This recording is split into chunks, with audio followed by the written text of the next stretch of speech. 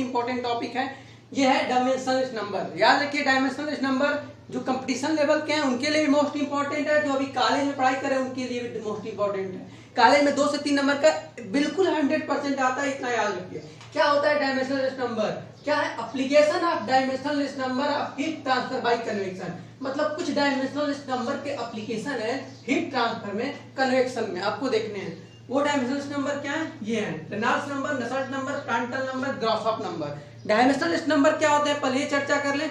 Dimensionless number वो number होते हैं जिनके थ्रू आप हीट ट्रांसफर कोएफिशिएंट फाइंड करते हैं। कभी कभी ऐसी सिचुएशंस आ जाती है जब आप हीट ट्रांसफर कोएफिशिएंट फाइंड करते हैं तो आप बिना डायमेंशनलेस नंबर के फाइंड नहीं कर सकते। ऐसा किसी पार्टिकुलर सिस्टम के लिए या इंडिविजुअल बोले तो हो सकता है, होता ही नहीं होता है। तो वहां पे हम इस नंबर के मेथड के थ्रू क्या करते हैं, हीट ट्रांसफर कोएफिशिएंट को फाइंड करते हैं। अब क्या होता है रेनॉल्ड्स नंबर? सबसे पहला रेनॉल्ड्स नंबर क्या होता है? Inertia force upon viscous force. Inertia force की बात करें क्या होता है? इनर्शिया फोर्स वो फोर्स होता है जिसकी वजह से आपका फ्लूइड क्या होता है, मूव करता है। फ्लूइड की बात मैं क्यों कर रहा हूं? क्योंकि कन्वेक्शन पढ़ रहा हूं, ठीक है। तो इसका फार्मूला हो जाएगा फोर्स है, क्योंकि तो मास इनटू क्या हो जाएगी आपकी, फोर्स की बात बोल रहा हूं तो मास इनटू एक्सीलरेशन। मास का आपका फार्मूला बन के आता है रो इनटू, ठीक है, आप सिंपल है, ऐसा आपने बचपन में पढ़ा, इसलिए मैं ज्यादा इसमें फोर्स नहीं कर रहा हूं कि अब द्रव्यमान क्या होगा, त्वरण क्या होगा, ठीक है, ये आपने पढ़ रखा है। डायरेक्ट मैं लिख देता हूं रो इनटू आपका यहाँ पे वॉल्यूम होता है, वॉल्यूम की जगह मैं एल क्यू लिख देता हूं। सिमिलरली ये मास था। एक्सीलरेशन की बात करूं डायरेक्ट मैं ए लिख देता हूं। एक्सीलरेशन की बात करूं यानी वेग परिवर्तन की समय दर को त्वरण करते हैं, ये भी आपने पढ़ रखा है, वेग परिवर्तन की समय दर को, ठीक है, v अपॉन t, इसको आप इक्वेशन बना लीजिए। अब आप यहाँ से t की वैल्यू आपको फाइंड करनी है तो v से फाइंड करते हैं। v क्या है? वेग परिवर्तन यानी चाल। चाल बराबर क्या होता है? दूरी बट्टा समय। तो यहाँ से t की वैल्यू अगर आपसे मैं पूछूं तो क्या होगा? t की वैल्यू आप इधर करेंगे यानी l बाई v हो जाएगा। l बाई v किसकी वैल्यू? t की वैल्यू। अब ये t की वैल्यू आप इस इक्वेशन में रख दीजिए, a equal to v upon l by v। v चला जाएगा ऊपर, डायरेक्ट कर दिए v स्क्वायर, ठीक है, ये आपने निकाल दिया, याद रखिए। अब इस टर्म को इसमें रखिए, किसमें? a में। तो मास का क्या निकाला है? रो इंटू एल क्यू। a का क्या निकाला है sir? v square upon l। l से एक l से एक कैंसिल हो जाएगा, आपकी वैल्यू आएगी rho into L square into V square, ठीक है। यह वैल्यू आपकी किसकी निकल के आई? इनर्शिया फोर्स की निकल के आई। इसको मैं डायरेक्ट यहाँ पे लिख देता हूँ, अब तो समझना है नहीं, ठीक है। तो आपकी वैल्यू क्या निकल के आ रही है? ये आपकी निकल के आई rho into L square into V square, ठीक है। अब इसको यहाँ से हटा दीजिए। अब बात करें हम विस्कस फोर्स। विस्कस फोर्स कौन सा फोर्स होता है? क्योंकि देखिए विस्कस फोर्स की बात करें यानी विस्कस की बात होगी, यानी श्यानता की बात हो रही है, तो फ्लूइड की बात आएगी। फ्लूइड में विस्कस फोर्स पाया जाता है, तो वहां पे आपने पढ़ा है tau equal to F by A. तो एफ इक्वल टू आपकी वैल्यू क्या हो जाएगी?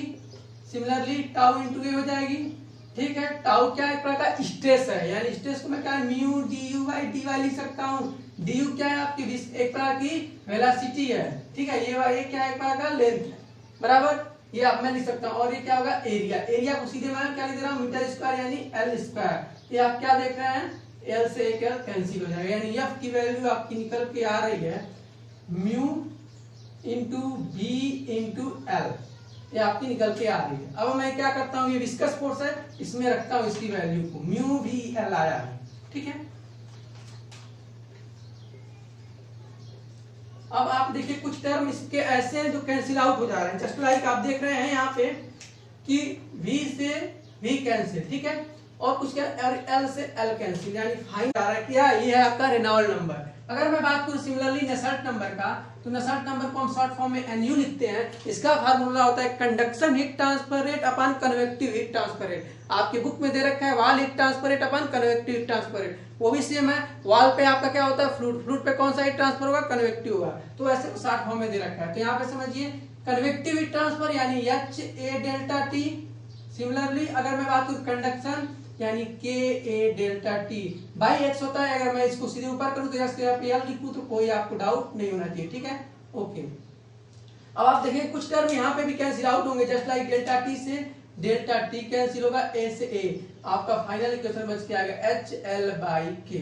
सिमिलरली अगर बात मैं बोलूं प्रांटल नंबर का, प्रांटल नंबर क्या होता है? तो काइनेटिक विस्कोसिटी काइनेटिक विस्कोसिटी अपन थर्मल डिफ्यूजिविटी ये फार्मूला होता है। तो V को काइनेटिक विस्कोसिटी, थर्मल डिफ्यूजिविटी को अल्फा बोलते हैं, ठीक है।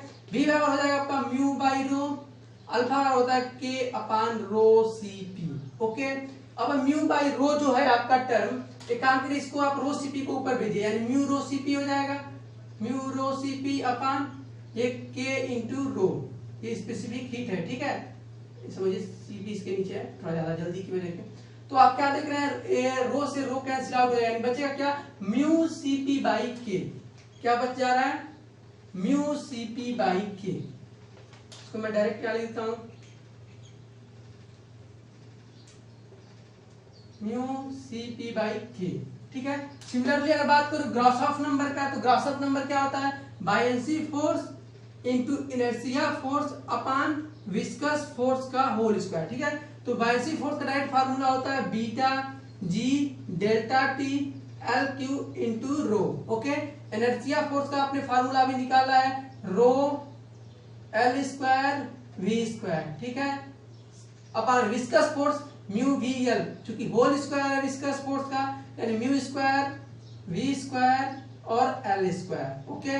सिमिलरली आप क्या करिए, यहाँ पे बीटा जी डेल्टा टी है, अब यहाँ पे देखिए कुछ चीजें कैंसिल आउट हो रही है, जस्ट लाइक आप ये देखेंगे कि वी स्क्वायर से वी स्क्वायर की कहानी खत्म, एल स्क्वायर से एल स्क्वायर, बचा क्या आपका beta g delta T L Q rho into rho, रो स्क्वायर अपान म्यू स्क्वायर, ठीक है।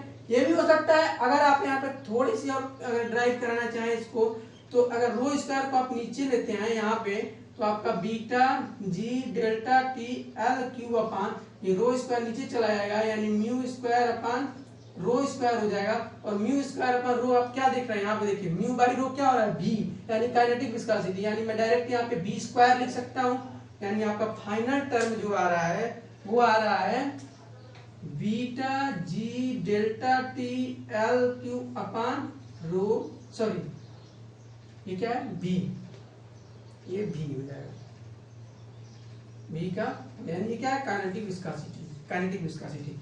उम्मीद करता हूं दोस्तों ये वीडियो बहुत अच्छे से समझ में आया होगा, क्योंकि हर एक डेरिवेशन बुक में ऐसा नहीं दिया, बुक में डायरेक्ट आपके फार्मूले वहां पे सबमिट कर दिया है, जिसकी वजह से आपको कुछ कंफ्यूजन हो सकते हैं, इसलिए मैंने इसको फुली यहाँ पे डाइव करा के आपको समझाने की कोशिश किया। Thank you friends watching my this video.